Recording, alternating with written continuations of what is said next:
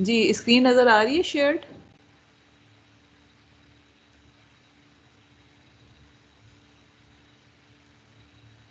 Ma'am. Okay ठीक है, thank you.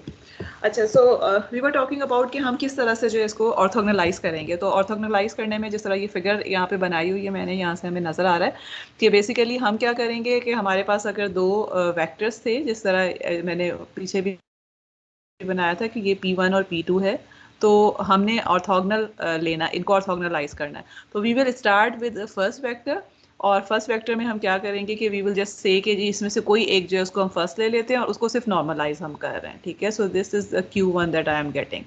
उसके बाद दूसरा निकालने के लिए I will be actually dividing this P2 into its components. दो कॉम्पोनेंट्स में मैं डिवाइड करूंगी इसको। एक जो है अलॉन्ग Q1, जो ये वाला कंपोनेंट हो जाएगा, और एक जो है वो परपेंडिकुलर टू Q1 या ऑर्थोगोनल टू Q1, जो कि ये वाला कंपोनेंट हो जाएगा। एंड बेसिकली ये वाला जो कंपोनेंट है it is the same thing जो कि हम निकालना चाह रहे हैं, ठीक है, कि हम इसके ऑर्थोगोनल निकालना चाह रहे हैं। तो यहाँ पे लूँ या यहाँ पे लूँ, it doesn't matter, both of them are exactly the same. So and I know कि this P2 is equal to its component along P1 plus इस component along P1, जिसको मैं पैरेलल से रिप्रेजेंट कर रही हूँ, प्लस इस कंपोनेंट ऑर्थोगोनल टू P1। और ये किसी भी वेक्टर के लिए, अगर मैं किसी भी वेक्टर को किसी भी सब स्पेस पे प्रोजेक्ट कर रही हूँ तो उसके कंपोनेंट जो है, एक कंपोनेंट आएगा जो अलोंग द सब स्पेस है और दूसरा कंपोनेंट आएगा जो ऑर्थोगोनल टू द सब स्पेस है। We have been talking about this और लॉट के हमारे पास जो है वो बेस्ट अप्रोक्सीमेशन है इसी तरह से। तो बेसिकली मैं जो परपेंडिकुलर वाला या ऑर्थोगोनल वाला कंपोनेंट लेना चाह रही हूँ because that is my required orthogonal component. तो this will be equal to P2 minus P2 का कंपोनेंट अलोंग P1। और एक जो चीज़ नज़र आ रही है कि what is this component, this is actually this one, and which is actually error, जिसको हम एरर से रिप्रेजेंट करते रहे। So what we are actually saying is कि हमारा जो एरर वेक्टर था दैट इज द वेक्टर जो कि हमें ऑर्थोगोनल डायरेक्शन में बेसिस वेक्टर प्रोवाइड कर रहा है। और इसको निकालने के बाद, अब इसको निकालने के लिए ये वाला फॉर्मूला जो मैंने यहाँ लिखा हुआ है इस पर हम वापस आते हैं कि this one is actually equal to P2 minus its component along Q1। Okay, मैंने एक चीज़ गलत लिखी है, I shouldn't have written is P1, क्योंकि हम Q1 की बात कर रहे हैं ना। P1 और Q1 में सिर्फ और सिर्फ अभी फ़िलहाल ये डिफरेंस है कि P1 जो है उसको अगर मैंने नॉर्मलाइज कर दिया तो Q1 आ गया मेरे पास, ठीक है। लेट मी गो बैक कि हमने यहाँ से स्टार्ट किया कि Q1 के लिए हमने क्या कहा है कि P1 को नॉर्मलाइज कर दिया, ठीक है, that is Q1 and it can be any vector. मतलब मैं जो P1 ले रही हूँ हो सकता है आप उसके बजाय कोई और P1 ले लें, या P2 से स्टार्ट कर दें, या P3 से स्टार्ट कर दें, it doesn't matter, the process will remain the same. यानी कहने का मतलब क्या है कि अगर फ़र्ज़ करें कि मैं ये कहती हूँ कि जी पहला वेक्टर जो है वो मैं P2 ले लेती हूँ, कि आई से कि जी मेरा जो पहला Q1 है basically this is P2 divided by it's norm. तो इसका क्या मतलब है कि अब उस केस में मैं क्या कर रही होंगी, I will be projecting this P1 on P2। इससे कोई फर्क नहीं पड़ रहा है, ठीक है। आपके पास डिफरेंट एक फर्क पड़ेगा कि आंसर्स, बल्कि आई वुड एडवाइज कि आप लोग अगर कोई इसी एग्जाम्पल को या आगे जो हम एग्जाम्पल करते हैं आप उसको डिफरेंट तरीकों से करने की कोशिश करेंगे। आंसर्स डिफरेंट आएंगे विच मीन्स के वेक्टर्स डिफरेंट आएंगे, लेकिन they will all B orthonormal, and which is saying कि आपके पास, हम पहले भी देख चुके हैं कि बेसिस सेट जो है वो एक से ज़्यादा बेसिस सेट हैं जो कि सेम वेक्टर स्पेस के लिए हो सकते हैं, लेकिन वी नो कि the number of basis vectors will always be same. So the thing is कि ये रिस्ट्रिक्शन कोई नहीं है कि आप कहाँ से स्टार्ट करेंगे और कहाँ चलेंगे, लेकिन normally we start with the first vector, उसको हम पहला वेक्टर लेके उसको नॉर्मलाइज करके Q1 निकालते हैं, and then we start doing the process कि अब मेरे पास जो है वो ऑर्थोगोनल टू Q1 जो आ जाएगा that will be the vector P2 minus component of P2 in the direction of Q1, ठीक है। ये मेरे पास ऑर्थोगोनल वेक्टर आ गया। अब नेक्स्ट स्टेप मैंने क्या करना है, इसको नॉर्मलाइज करना है। तो नॉर्मलाइज करने के लिए मैं क्या करूंगी, इस वेक्टर को मैंने E2 से रिप्रेजेंट कर दिया है। नॉर्मलाइज करने के लिए मैं E2 को उसके ही नॉर्म से डिवाइड कर दूंगी. So I will get the vector Q2. अब मुझे कौन बताएगा कि फर्ज करें कि अब ये सिचुएशन आ जाती है कि मेरे पास 3 डायमेंशनल केस आ गया, विच मीन्स कि अब मैंने Q1 निकाल लिया, Q2 भी निकाल लिया. अब there is another vector P3. मुझे इस P3 से एक ऐसा वेक्टर निकालना है जो Q1 के भी ऑर्थोगोनल हो और Q2 के भी ऑर्थोगोनल हो. तो क्या करूंगी मैं? सोचें, अगर P3 जो है वो 3 डायमेंशनल वेक्टर है तो इसके कितने कंपोनेंट्स होंगे?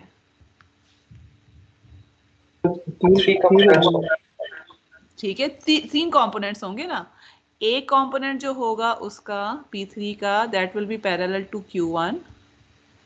एक कंपोनेंट जो होगा वो पैरेलल टू Q2 होगा, विच मीन्स कि आपके पास जो है वो 2 कंपोनेंट्स ऐसे होंगे जो कि ये जो वेक्टर स्पेस है, लेट्स सपोज कि मेरे पास Q1 ये आ रहा है. ठीक है, दिस इज समथिंग, देखिए इंपॉर्टेंट, आप वो तो कर ही लेंगे, प्रोसेसिंग तो कर लेंगे अगर मैं आपको फॉर्मूला दे दूं, लेकिन इंट्यूशन या जो कॉन्सेप्ट है ना वो अंडरस्टैंड करना इज इम्पॉर्टेंट.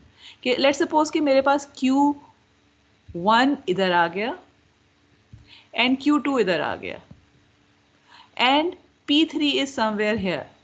तो अब क्या है, अब आपके पास आप ये जो 2 कंपोनेंट्स होंगे इनसे आपके पास क्या कंपोनेंट बन रहा होगा? ये वाला somewhere here, which is actually orthogonal to this whole sub space. ठीक है, कि आपके पास जो कंपोनेंट यानी ये वाला जो सॉरी ये कंपोनेंट बन रहा होगा, एक कंपोनेंट इस डायरेक्शन वाला, एक कंपोनेंट इस डायरेक्शन वाला. इसका मतलब है एक आपको ये कंपोनेंट मिल रहा होगा जो कि अलोंग दिस वेक्टर स्पेस है, इन दोनों को मिला के. ठीक है, and then there will be another component which will be orthogonal to this subspace that I can write as P3 orthogonal to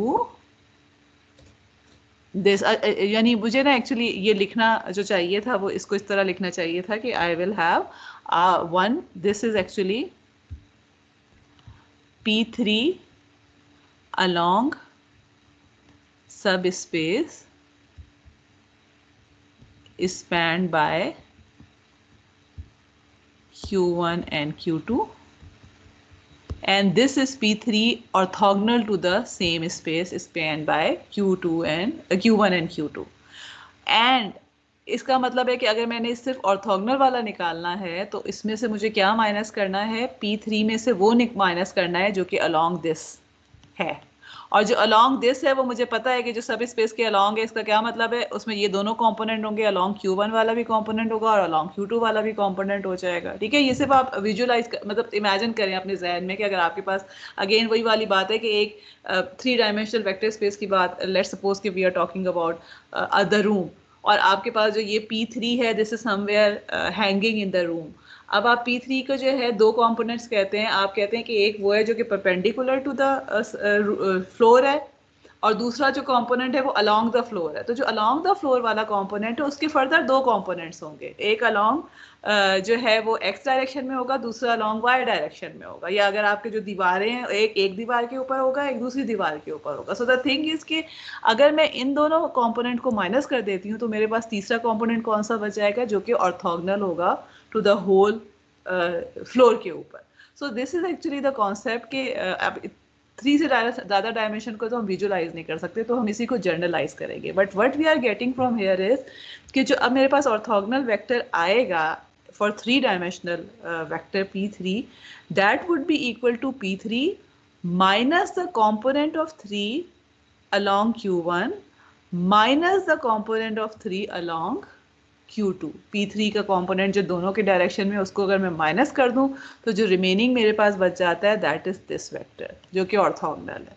सो यहाँ से जो है I get this error vector, और इसको एरर ई हम कह रहे हैं एरर की वजह से, एंड वी नो कि this is the vector that is orthogonal to the सब स्पेस जिसके ऊपर हमने, या this is orthogonal to the vector spaces, not vector space, to the vectors जिससे वो सब स्पेस बन रहा है कि जिसके ऊपर हमने ऑर्थोगोनलाइज करना है. ठीक है, तो ये हमारे पास फॉर्मूला आ गया एंड देन यहाँ से मैं Q3 निकाल सकती हूँ। Q3 कुछ भी नहीं है, Q3 is just normalize version of E3 कि E3 जो है वो हमारे पास एक वेक्टर आया हुआ है, उसको अगर मैं यूनिट वेक्टर बना दूं तो it will come Q3।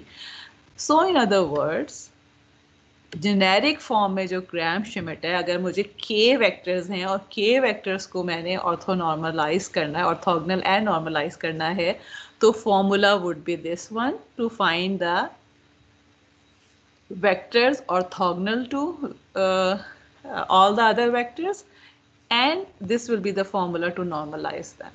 Okay, let's do an example जैसे ये चीज़ जो है वो ज़्यादा क्लियर हो जाएगी, और उसके बाद let's target the example for next 5-7 minutes 5-6 minutes ताकि फिर हम रिवीजन कर पाएँ जो हमने किया हुआ है। अच्छा, सपोज करें कि ये मेरे पास 3 वेक्टर्स हैं, अब हमें पता है कि फंक्शंस हैं, फंक्शंस को जो है वो हम वेक्टर्स के तौर पे भी ले सकते हैं, और हम इनको ऑर्थोनॉर्मलाइज करना चाहते हैं। तो इसमें जो है वो P1 जो है, P1T इज़ एक्चुअली, मैं P1T को किस तरह लिख सकती हूँ, P1T is equal to 1 for T between 0 से 3 एंड 0 अदरवाइज। ठीक है, P2T is equal to 1 for T between 0 to 2 or 0 otherwise, and then P3T is, और हमें नज़र आ रहा है कि they are actually not orthonormal. Okay, क्योंकि इनको अगर मैं आपस में मल्टीप्लाई करते हैं, इंटीग्रेट करूँ तो they are not equal to 1, sorry 0. अच्छा, सो अब मैं हाँ, we are defining the dot product to be, inner product to be this dot product जो कि हम करते हैं फंक्शन वाली स्पेस में, हम इसे इसको सॉल्व करने की कोशिश करते हैं।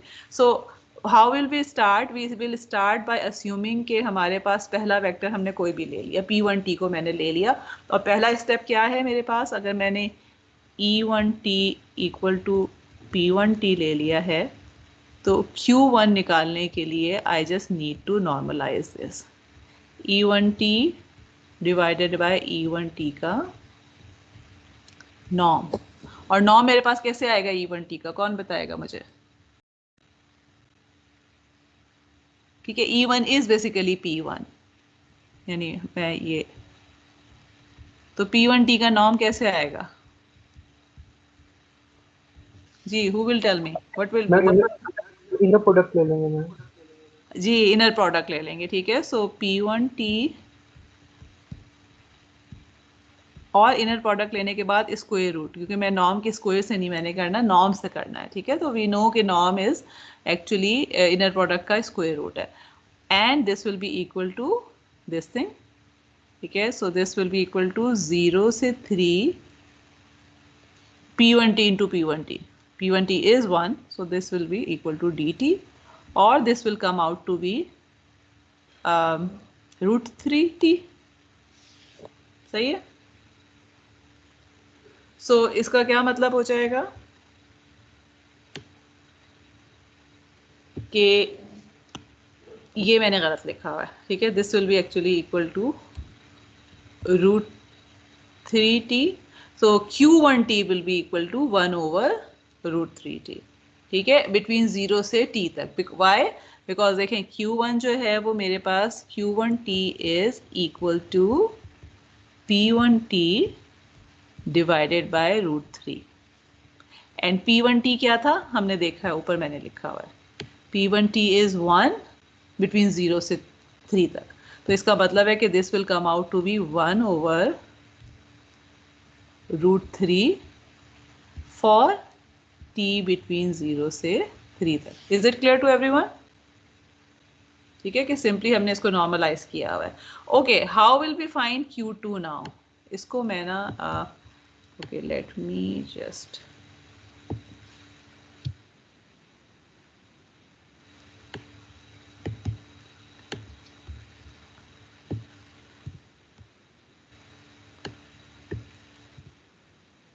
यहाँ हमने इसको लिख दिया। अच्छा, अब हम उसको कैसे निकालें, Q2 कैसे निकालें, क्या करना चाहिए Q2 के लिए? सबसे पहले what should be the first step? I need to find E2 ma'am. E2, ठीक है। So E2T is equal to P2T minus component of P2T along Q1, और इसका कॉम्पोनेंट क्या आ जाएगा, हमें पता है कि कॉम्पोनेंट कैसे निकलता है, by taking the inner product of P1 with P2 with Q1 multiplied by Q1, ठीक है। सो अब this is the important thing जो कि हमने निकाल ली है। So what will it be, it will be equal to inner product of P1 क्या है, अब देखें अब मेरे पास लिमिट कितनी हो जाएगी, 0 से 2 तक हो जाएगी, बिकॉज Q1 जो है, अच्छा आई वुड एडवाइस के ये जो लिखा है ना आपने, इसको प्लॉट भी कर लें, बिकॉज प्लॉट करने से ना खुद ज़िंदगी आसान हो जाती है हमारी। अगर मैं यहाँ प्लॉट कर लेती हूँ तो I will have this Q1 of T is equal to 1/√3 from 0 to 3। तो मुझे यहाँ नज़र आ रहा है कि जो इन दोनों का ओवरलैप होगा, जब इनको मैं मल्टीप्लाई करूँगी तो उसकी लिमिट 0 से 2 तक होनी चाहिए। तो 0 to 2 तक अगर मैं लिमिट ले लेती हूँ, और मैग्नीट्यूड जो है it will be equal to 1/√3, because of the reason कि ये जो P2 है इसका तो मैग्नीट्यूड 1 है, तो this will be equal to this thing, ठीक है। 1/√3 को मैं बाहर निकाल सकती हूँ, 0 से 2 हो जाएगा, and then when we solve it, मैंने आगे सॉल्व किया हुआ है, ठीक है। So it will come out to be 2/√3, okay. और अब मेरे पास जो है, ओके, इज इट करेक्ट, 1/√3 तो आ जाएगा, हाँ ठीक है, 2/√3 आ जाएगा इसका इनर प्रोडक्ट, ओके ओके ठीक है। और उसके बाद क्या हो रहा है, ये हमारे पास आ गया, 2/√3 आ गया। और लेकिन ये कि अब आप E2T के लिए हमने क्या करना है, P2 minus this thing multiplied by Q1 of T करना है, ठीक है। सो P2 क्या था, P2 वॉज 1 बिटवीन 0 से 2 तक, Q1 वॉज 0 से 3 तक 1/√3। हमने क्या करना है, इस P2 में से इसको मल्टीप्लाई करके 2/√3 से मल्टीप्लाई करके उसको माइनस कर देना है। तो 2/√3 अगर P2 Q1 करती हूँ तो मेरे पास ये आ जाएगा, या इन अदर वर्ड्स अब आप देखें कि माइनस करने का क्या मतलब है कि 0 से 2 तक अलग चीज़ आ रही होगी और 2 से 3 तक डिफरेंट आ रही होगी, क्योंकि 2 से 3 तक यहाँ पर जो है वो 0 है। सो बेसिकली ये जो चीज़ है मैंने यहाँ पर जो लिखी हुई है, this is actually that break down, कि आपके पास जो है 1 से लेकर 0 से लेकर 2 तक जो है वो आ जाएगा 1 - 2/√3, और ओके नॉट √3, खाली 3 आ जाएगा, क्योंकि 2/√3 को हमने मल्टीप्लाई करना है Q1T से, विच इज़ अगेन बजाते खुद भी 1/√3 है। तो ये मेरे पास 2/3 आ जाएगा, जैसे सिंपल मैथमेटिक्स जो है वो है, तो 2/3 आ जाएगा। तो 1 - 2/3 जो है 0 से 2 का, इसकी मैग्नीट्यूड 1/3 आ जाएगा। और फिर आगे क्या है मेरे पास, 2 से 3 तक ये 0 है, तो 0 - 2/3 क्या हो जाएगा, -2/3। तो ये मेरे पास जो है वो E2 आ गया। और अब अगला स्टेप क्या होना चाहिए, E2 आने के बाद Q2 निकालना है। And what is Q2? Q2T will be equal to E2T divided by norm of E2T, okay. और जो इसका नॉर्म है वो अब मेरे पास, सॉरी एग्जाम्पल है जी, वो अगर मेरे पास, अब हम इस तरह से ये यहाँ पे मैंने इसको कंप्यूट किया हुआ, ये आप लोग अब इसको खुद करके देख लीजिएगा, बिकॉज दिस इज सिंपल जो है ना वो है इंटीग्रेशन है, और उसको सॉल्व करना है नॉर्म का फॉर्मूला लगा के जो है, ठीक है। और फिर उसके बाद जब इसको नॉर्म से डिवाइड कर देंगे तो ये हमारे पास जो है दिस इज Q2T, ठीक है। Now one thing that you would have to do yourself is कि ये वाला जो Q3 है वो आप खुद निकालेंगे, ठीक है। And other thing that I would like to you to see is, मैं आप यहाँ पे बस रोक के जो है वो थोड़ा सा रिवीजन करना चाहती हूँ, वो ये है कि आपने जो जब अच्छा, बल्कि ये चीज़ अगर आपको फ्लैक्स सपोज के एग्जाम में आ जाती है, खैर अभी कब अगले एग्जाम में तो नहीं आएगी बिकॉज आज का लेक्चर मैं इंक्लूड नहीं करूंगी, लेकिन ये कि अगर एग्जाम में ये चीज़ आ जाती है तो अगर आपने Q1 और Q2 निकाल लिया है ना, तो in order to make sure कि they are actually correct answers, क्योंकि बहुत ज़्यादा कंप्यूटेशन होती हैं, आपको क्या करना चाहिए, you should be taking the inner product of Q1 and Q2, यानी जितने भी आप निकाल लेते हैं ना वो उनका इनर प्रोडक्ट लेके देखें, अगर ये ज़ीरो आ जाता है तो इसका मतलब है कि you have correctly actually computed them, ठीक है। और तो यहाँ से जो है इस एग्जांपल में we have just done two things, Q1 निकाल लिया हमने, Q2 निकाल लिया, Q3 जो है, अब Q3 का सिर्फ मैं आपको फॉर्मूला बता देती हूँ कि उसके लिए पहले आपको क्या निकालना होगा, E3T निकालना होगा, which will be equal to P3T minus component of P3 along Q1, ठीक है, minus component of P3 along Q2। ये निकालेंगे तो E3 आ जाएगा, और Q3 जो है that would be equal to E3T over norm, ठीक है। तो दिस इज सिंपल जो है ना वो आपको मतलब कंप्यूटेशंस बस आपको करनी आनी चाहिए। Graham Schmidt is one of the easiest thing जो कि अगर आपके एग्जाम वगैरह में आता है तो सॉल्व करके मार्क्स लेने के लिए, प्रोवाइडेड कि आप इंटीग्रेशन और कंप्यूटेशंस जो है वो ठीक करते हैं, because that is something very simple. लेकिन ये कि you need to be very careful कि अगर कंप्यूटेशन आपके पास सही नहीं है तो you can definitely lose marks.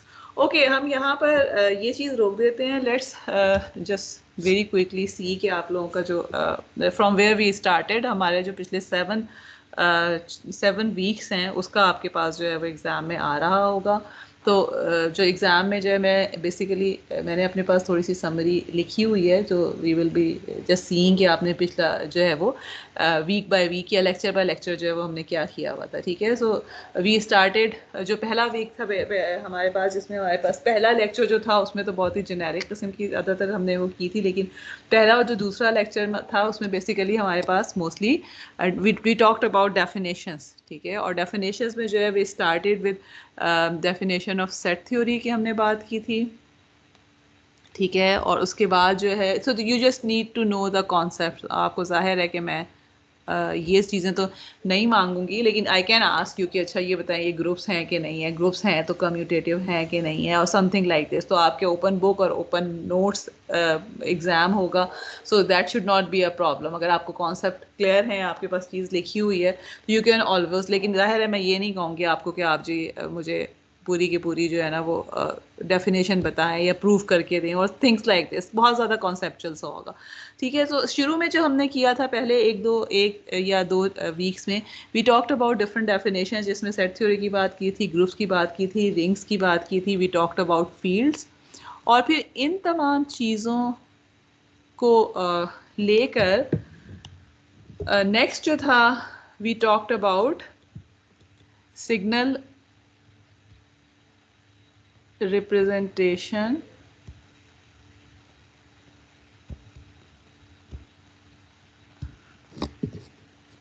in vector space. This was something important, और अगर आपको मतलब दिस इज एक्चुअली समथिंग कि जिसके ऊपर बेसिकली ये सारे का सारा जो है वो कोर्स बेस कर रहा है कि vector space is a space जिसमें जो वेक्टर से मिलकर बना हुआ, ठीक है।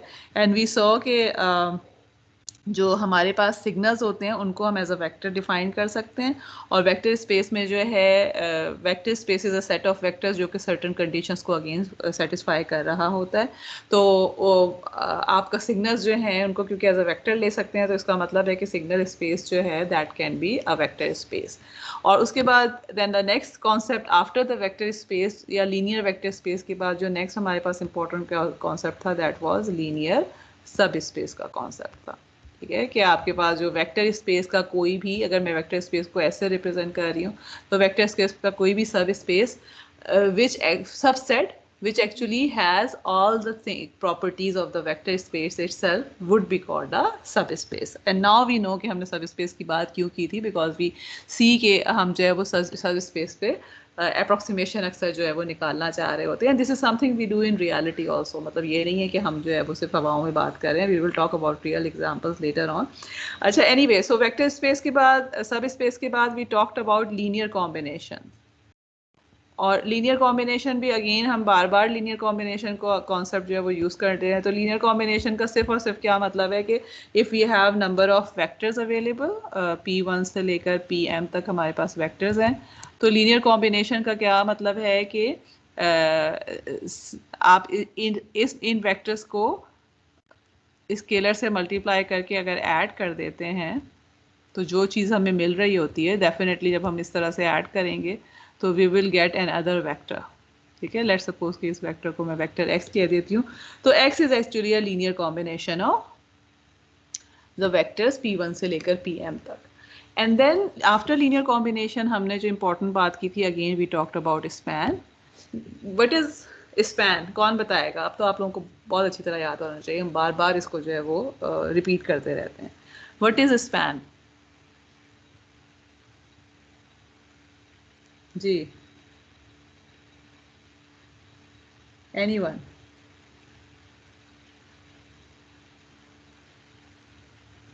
मैम एरिया जो मतलब सेट कवर कर रहा है. स्पैन एरिया कवर कर रहा होता है. मीन बेसिकली Anyone मतलब else? फॉर एग्जांपल 2D अगर हमारे पास हाँ जी, स्पेस है हाँ जी. ओके, तो okay. So basically span is the set of all linear combination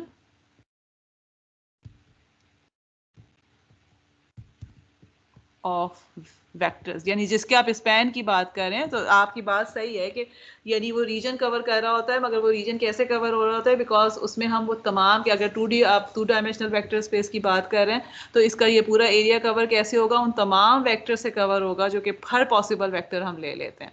and these possible vectors would be the linear would be written by the linear combination of जो भी हमने ये दो वेक्टर्स डिफाइन किए हुए हैं P1 और P2. So basically span is the set of all the linear combination of not only खाली combination, linear combinations of vectors जिसकी हम बात कर रहे हैं. अगर P1 P2 की बात करें तो इसका मतलब है कि हम उनके तमाम possible linear combination की बात कर रहे हैं. and then so इसका मतलब है कि अगर आप 2 डायमेंशनल वेक्टर स्पेस की बात कर रहे हैं तो उसका जो भी हम यूनिट वेक्टर ले रहे होते हैं, या जिसको हमने बाद में बेसिस वेक्टर का वर्ड यूज़ किया हुआ है, तो बेसिस वेक्टर के लीनियर कॉम्बिनेशन से जो है वो पूरे का पूरा वेक्टर स्पेस बन जाता है. उसके बाद भी define linear independence. Linear independence में हमने क्या कहा था? हमने ये कहा था कि लीनियर इंडिपेंडेंस का मतलब ये है कि दो ये number of vectors are linearly independent if they can not be written in terms of each other.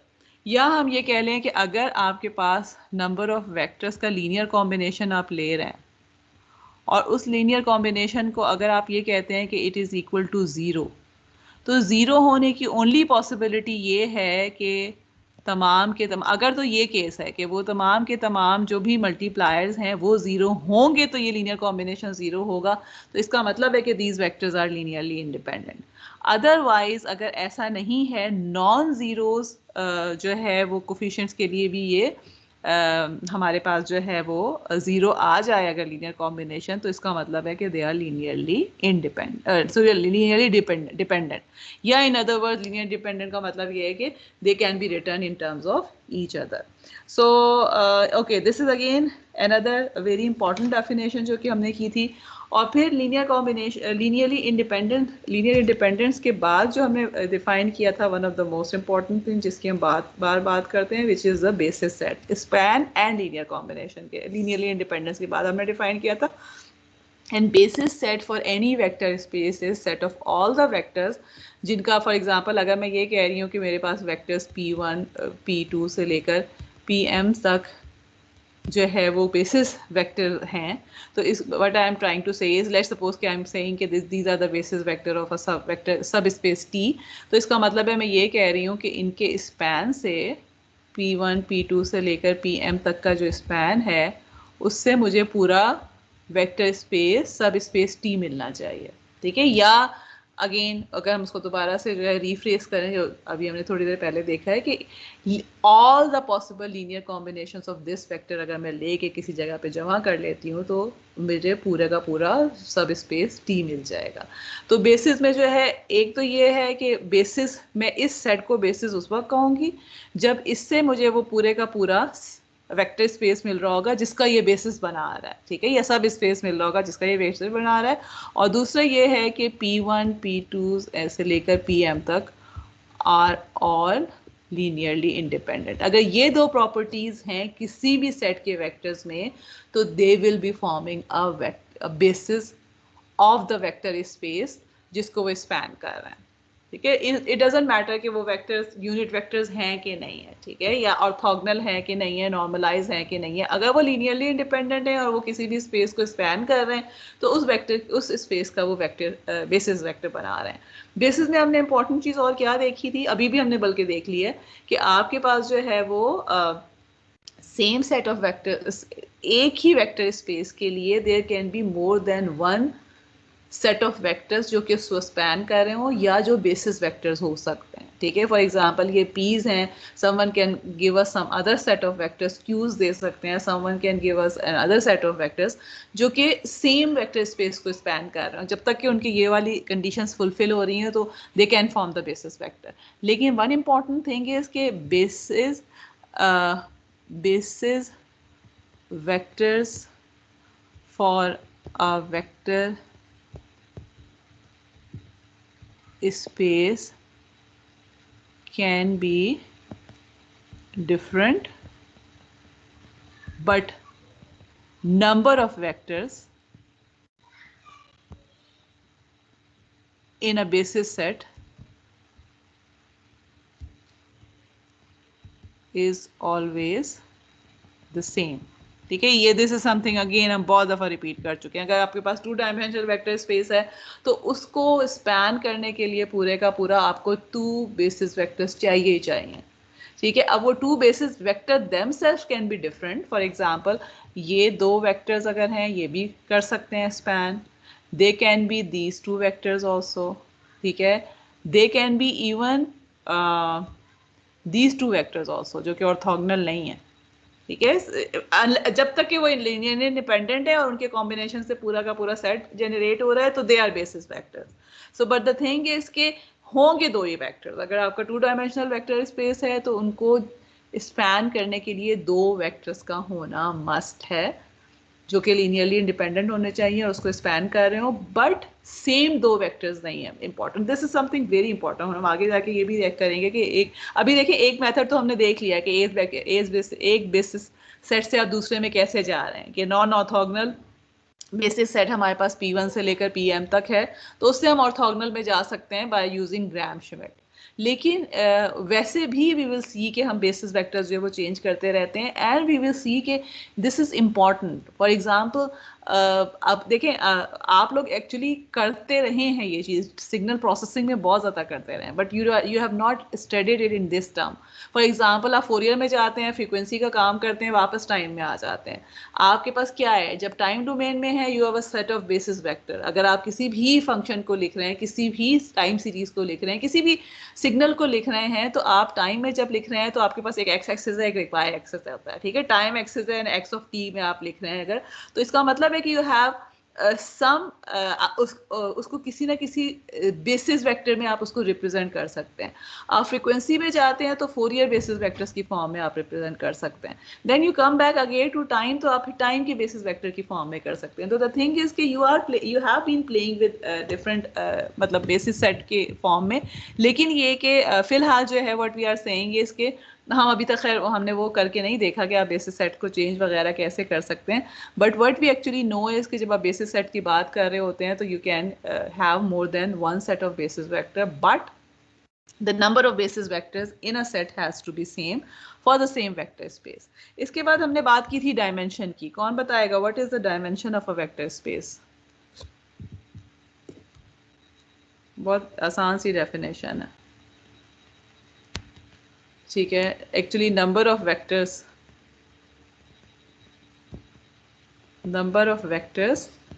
in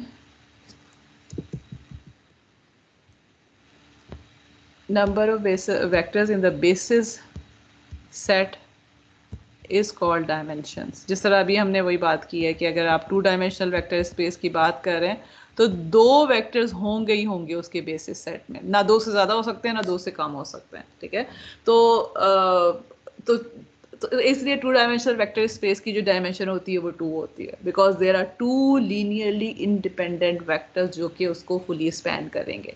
वो कौन से वेक्टर्स हैं it doesn't matter, but they have to be 2 linearly independent vectors. तो the number of linearly independent vector जो कि किसी भी vector space को स्पैन करते हैं, they form the they are giving you the dimension of the vector space. इसके बाद we talked about 4 fundamental vector spaces. सब स्पेसेस की हमने बात की थी, column space, row space, null space and left null space. And we saw कि आपके पास सिंपल सी डेफिनेशन क्या है कि column space is linear combination of columns of किसी भी सेट के कॉलम्स के, जो किसी भी मैट्रिक्स के कॉलम के जो लीनियर कॉम्बिनेशन से वेक्टर स्पेस बन रही होती है, they are this is the column space. जो रो से बन रही होती है लीनियर कॉम्बिनेशन से, वो रो स्पेस होती है।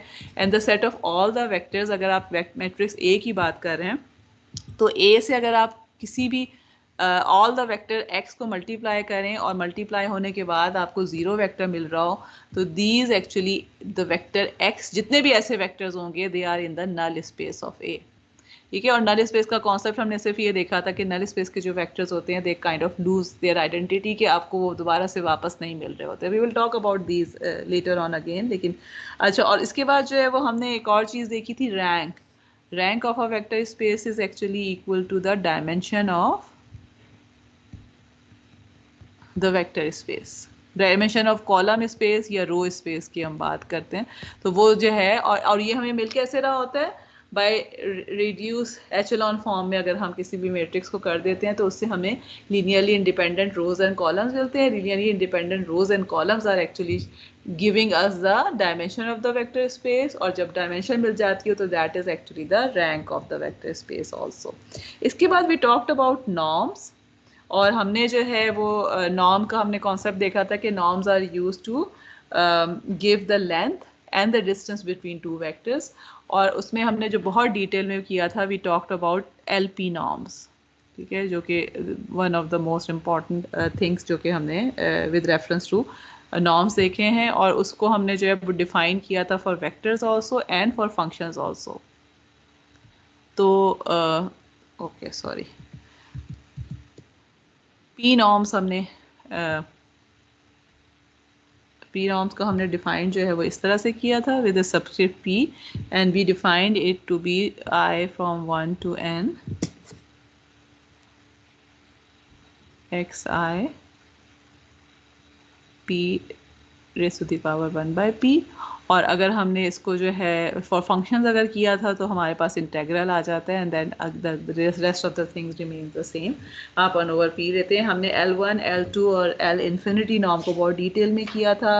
We talked about the geometry of this norms also, ठीक है, और वो आपको आना चाहिए कि आप किस तरह से जो है उसको ड्रॉ कर सकते हैं और किस तरह से ड्रॉ करके जो है वो डिस्टेंसेस निकाल सकते हैं। वी सॉ कि डिफरेंट नॉर्म्स में डिस्टेंसेस का कॉन्सेप्ट जो होता है वो डिफरेंट हो जाता है, डिस्टेंसेस भी डिफरेंट हो जाते हैं बेस्ड अपॉन कि किस तरह से हमने नॉर्म को डिफाइन किया हुआ है। And then we talked about solving the system of inconsistent equation, जिसमें हमने ये कहा कि अगर आपके पास जो है if you have a system of equation के ax इक्वल टू y है, और इस केस में जो हमारे पास what we want to do is कि हम x फाइंड आउट करना चाहते हैं a इनवर्स y के साथ, but we don't always have a inverse possible, और sometimes a inverse possible ही नहीं होता, तो उस केस में हम क्या करते हैं कि x के बजाय हम x hat निकाल रहे होते हैं, और x hat हम निकालते हैं by using whatever information we have available।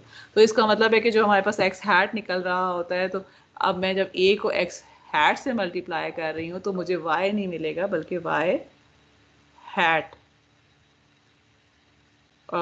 कुछ मेरे पास मिलेगा, ठीक है। और उस y हैट को जो है वो बेसिकली इसका मतलब है कि y और y हैट जो है वो एरर उसके अंदर कोई ना कोई मौजूद होगा, बिकॉज ऑफ द रीज़न कि x के बजाय मैं उसकी अप्रोक्सीमेशन फाइंड आउट कर रही हूँ।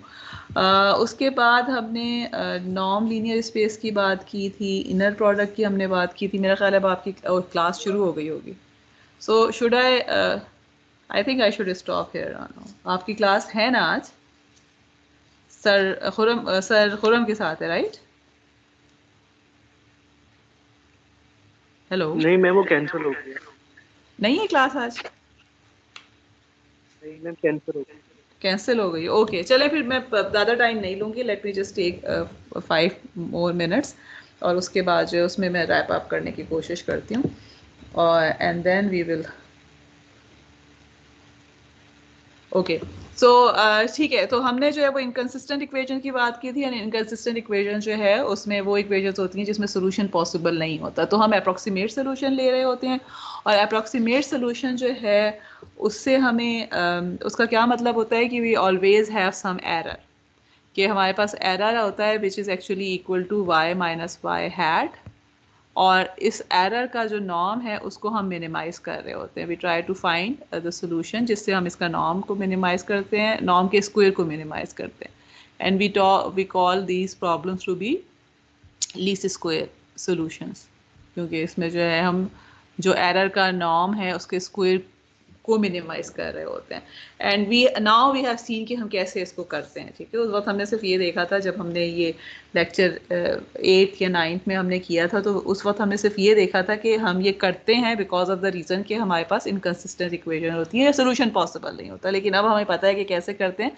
कि आप बजाय इसके कि उस वेक्टर स्पेस में सॉल्व करें जिस वेक्टर स्पेस का वेक्टर है, we solve it for a subspace जिसकी हमें इंफॉर्मेशन मौजूद है, और बिकॉज ऑफ द सब स्पेस अप्रॉक्सीमेशन हमें कोई ना कोई एरर जो है वो मिल रहा होता है। ठीक है, हमने अप्रॉक्सीमेशन प्रॉब्लम की बात की थी, we talked about norm linear space की हमने बात की थी, कि जिसमें आपके पास जो है नॉर्म डिफाइन अगर हो तो उसको हम सिंपली नॉर्म लीनियर स्पेस कहते हैं।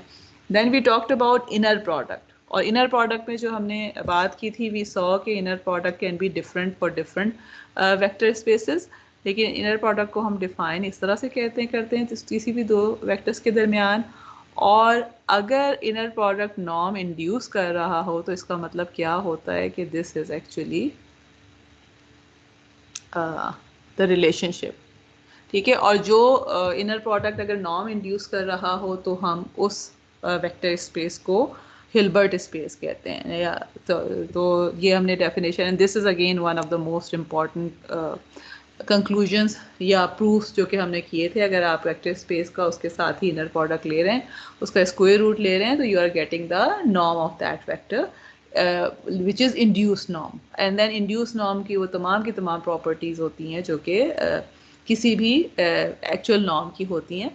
और इसकी हम एग्जांपल जो कि बार बार करते रहे हैं वो ये कि अगर इनर प्रोडक्ट को हमने डॉट प्रोडक्ट डिफाइन कर दिया है, तो उस केस में जो नॉर्म इंड्यूस हो रहा होता है that is actually L2 norm.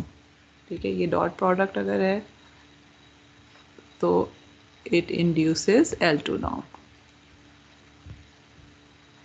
both for continuous functions and for vectors also. And then we talked about weighted inner product, जिसमें हमने ये बहुत डिटेल में बात की थी कि we can actually introduce a weight matrix।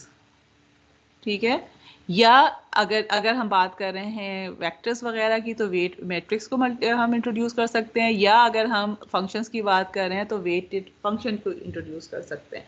And both of them introduce करने का क्या मकसद होता है कि we want to give more weight to some values as compare to the other vector, और ये हमने बेसिकली लीनियर रिग्रेशन में आज भी एग्जाम्पल में देखा है कि वेट हम इंट्रोड्यूस करते हैं तो उसकी वजह से वेटेड लीस्ट स्क्वायर बेसिकली हम कंप्यूट कर रहे होते हैं। एंड फिर हमने डायरेक्शन ऑफ वेक्टर्स की बात की थी, हमने छोटी छोटी डेफिनेशंस की थी, we talked about Cauchy Schwarz inequality. ठीक है, हमने ऑर्थोगोनैलिटी की बात की है अगेन। अच्छा, ये कॉन्सेप्ट जो है ना हम जब डिफाइन करते थे तो वो शायद आपके जहन में ज़ाहिर नहीं रहते होंगे, लेकिन मेरे हिसाब से अब आपके जहन में ये सारे कॉन्सेप्ट बहुत ज़्यादा बैठ जाने चाहिए, बिकॉज हम इन सबको बहुत यूज़ करते रहे। ऑर्थोगोनैलिटी हम बार बार यूज़ करते हैं कि कोई भी अगर दो वेक्टर्स हैं उनका इनर प्रोडक्ट इक्वल टू 0 आ रहा है तो इसका मतलब है कि they are orthogonal to each other. एक कोलिनियर का क्या मतलब है कि अगर एक वेक्टर के अलोंग दूसरा वेक्टर है, या one vector is a scalar product of the other vectors, एक ही लाइन में दो वेक्टर्स हैं तो इसका मतलब है वो कोलिनियर वेक्टर्स हैं। ठीक है, and then we talked about orthogonal basis, और जो कि ऑर्थोगोनल बेसिस हमने क्या कहा था कि बेसिस तो लीनियरली इंडिपेंडेंट हैं, स्पैन कर रहे हैं किसी भी वेक्टर स्पेस को, और उसके साथ साथ अगर वो तमाम के तमाम वेक्टर्स एक दूसरे के ऑर्थोगोनल भी हैं तो वो ऑर्थोगोनल बेसिस बन जाता है, और अगर वो ऑर्थोगोनल के साथ साथ नॉर्मलाइज भी है तो ऑर्थोनॉर्मल बेसिस वेक्टर बन जाता है। तो पहले जब हमने ऑर्थोनॉर्मल बेसिस वेक्टर की बात की थी तो उस केस में हमने सिर्फ और सिर्फ ये देखा था कि ऑर्थोनॉर्मल बेसिस की जब हमने बात की थी तो पहले हमने सिर्फ ये देखा था कि हाउ टू चेक के बेसिस वेक्टर्स जो हैं वो ऑर्थोनॉर्मल हैं कि नहीं है, ठीक है। और चेक हमने कैसे लगाया था कि हमने कोई भी जो सेट ऑफ वेक्टर्स हैं उनको जो है वो हमने उनका इनर प्रोडक्ट लेके देखा था, और अगर हमें उनका इनर प्रोडक्ट जो है वो 0 आ रहा था when they are not equal same vectors, तो और 1 आ रहा था when they are same vector, तो हमने कहा कि ये ऑर्थोनॉर्मल बेसिस है। आज हमने जो है उसी की एक्सटेंशन की है कि वी हैव सीन कि अगर ऑर्थोनॉर्मल नहीं है तो हम उसको ऑर्थोनॉर्मल कर कैसे सकते हैं, ठीक है। सो नाउ वी नो कि वो जो चीज़ वहाँ तक हमारे पास इतना नॉलेज नहीं था कि वी डिडंट नो कि हाउ टू ऑर्थोगोनलाइज एंड नॉर्मलाइज, लेकिन अब हमें पता है कि अगर ना भी हो तो हम उसको कर सकते हैं, और अगर हैं ऑलरेडी तो चेक करने का ये तरीका है कि we will just take the pairwise inner product of the vectors. और उसके बाद जो चीज़ हमने की थी that was actually we talked about projection, we talked about orthogonal projection, और वो सारी की सारी जो है सारे के सारे डेफिनेशन और सारे के सारे कॉन्सेप्ट का मकसद ये था कि we wanted to solve for approximation problem, और जिसमें हमने ये कहा कि we have, let's suppose again वही बार बार हम रिपीट करते हैं कि वी हैव दिस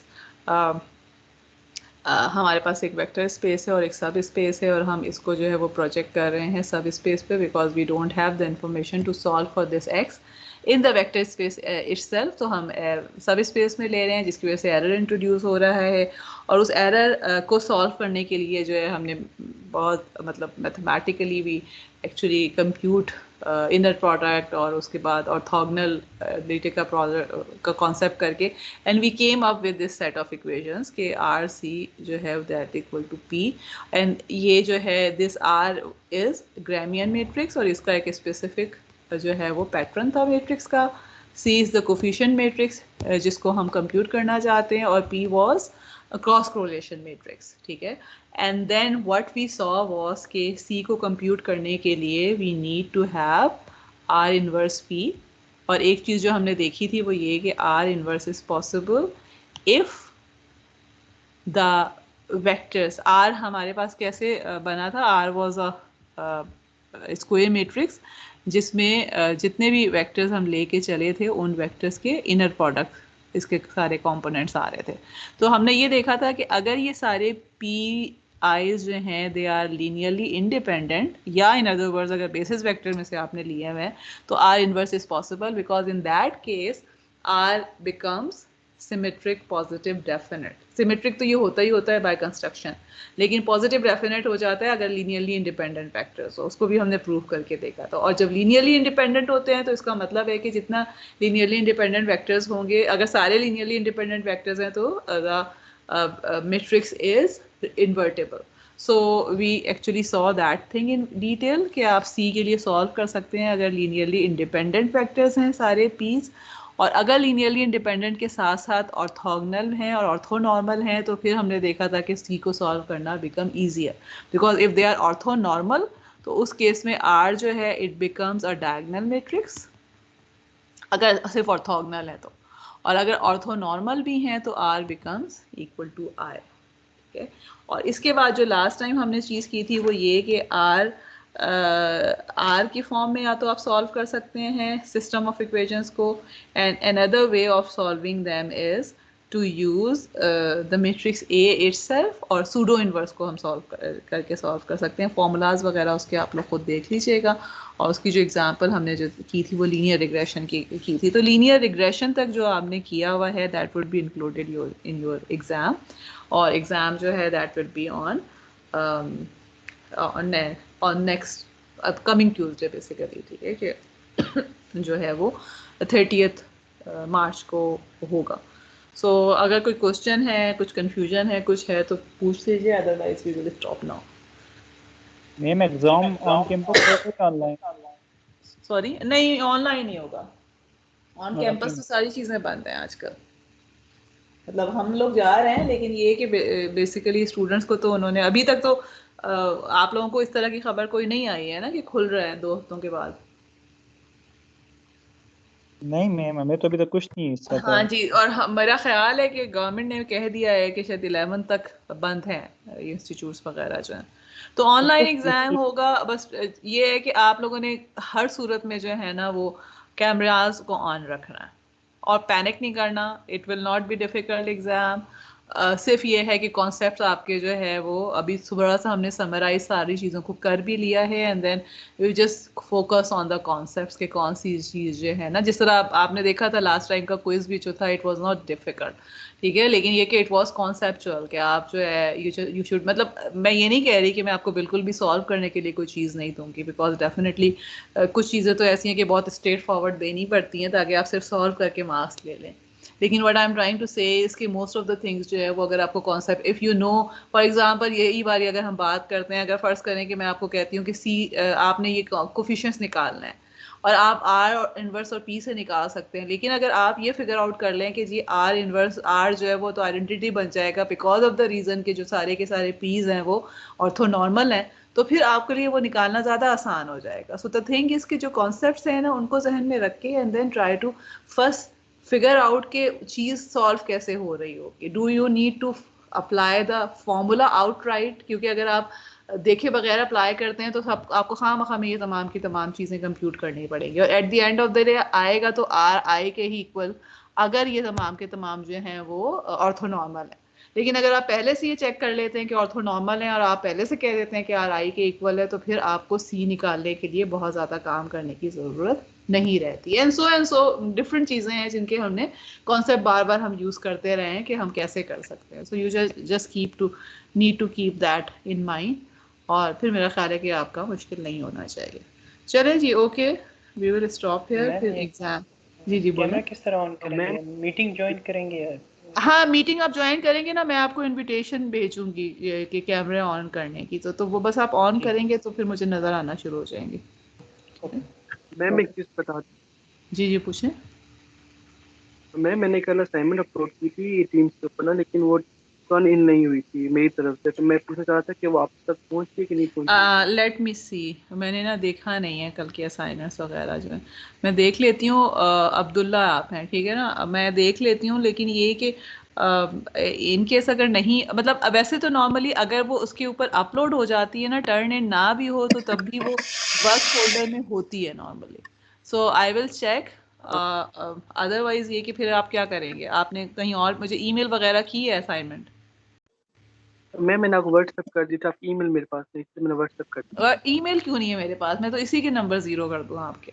पहले दिन से जो है ना मैं नहीं सारों को ईमेल दे दे के जो है परेशान हो गई हूँ, मैं अनाउंस कर करके परेशान हो गई हूँ, तो ईमेल आपके पास नहीं है अभी तक। मैं कल व्हाट्सएप पे मोबाइल नहीं एक्चुअली नहीं एक्सेप्ट था। करती चीजें, ठीक है। अब ये नहीं पहले मैम दिन से जो एक्चुअली है ना मैं 6000 दफा ही कर चुकी हूँ आप लोगों को जो है ना, तो एनीवे लेट्स होप कि वो टीम्स में होगी। अदरवाइज आप मुझे अभी भी ईमेल कर दीजिए, अभी जो है वो I will tally with the WhatsApp कि आपने जो भेजा था व्हाट्सएप से। मैं वैसे नहीं बिल्कुल भी चेक करती हूँ, मेरे पास व्हाट्सएप पे बहुत ज़्यादा ग्रुप्स हैं, व्हाट्सएप पे बहुत डाटा आ जाता है, मेरा फ़ोन चौक कर जाता है, मतलब there are so many reason कि व्हाट्सएप पे मैं नहीं कर सकती, मैं चाहूँ भी तो इसलिए जो है वो व्हाट्सएप पे ना भेजा करें। ईमेल का पता होना आपकी जिम्मेदारी है, ठीक है। तो आप ईमेल जो है वो सर्च करें और उसके बाद आइंदा से जो है एग्जाम है, क्विज है, कुछ भी है, ईमेल करें अगर ये नहीं होता। और दूसरे ये कि वैसे तो मैं एडवाइस करूंगी कि टीम्स में ही किया करें, ईमेल पे भी मैं कुछ ना कुछ नंबर ज़रूर आपके काटूंगी, बिकॉज आई हैव सीन के स्टूडेंट्स का ईमेल मोस्टली इसलिए नहीं, ये सॉरी टीम्स में मोस्टली इसलिए नहीं हो रहा होता कि आप अपलोड करना ही बहुत लेट शुरू करते हैं, ठीक है। सो मैम इट ऐसे वो कर दिया था, वो इधर चेक कर लीजिएगा आप, और मैं अभी आपका ये दूसरा क्विज अपलोड हुआ हुआ है, वो इस बारे में बता दें। क्या क्या हुआ है अपलोड? आपने क्विज अपलोड किया हुआ है मैम, उसके बारे में अभी के लिए मैम मैंने अभी किया कोई हुआ है कुछ? नोटिफिकेशन आया है क्विज 2 का? वो आप लोगों आसम। को रिटर्न हो रहा होगा उसका ना, बेसिकली ओके। सो बेसिकली मेरे पीए हैं जो कि चेक कर रहे हैं, मेरे पीएचडी के स्टूडेंट हैं, Shahzeb, he is grading your quizzes, तो वो शाहजेब ने मोस्ट प्रोबेबली अभी रिटर्न किए होंगे तो नोटिफिकेशन नो पे आया। मैम, रिटर्न नहीं किए, कोई ड्यू 25 लिखा हुआ है, 25 मार्च। Really? Yes ma'am. Okay okay. चले मैं रिकॉर्डिंग रोक के ना अभी आपके सामने ही देख लेती हूँ कि क्या चीज़ है।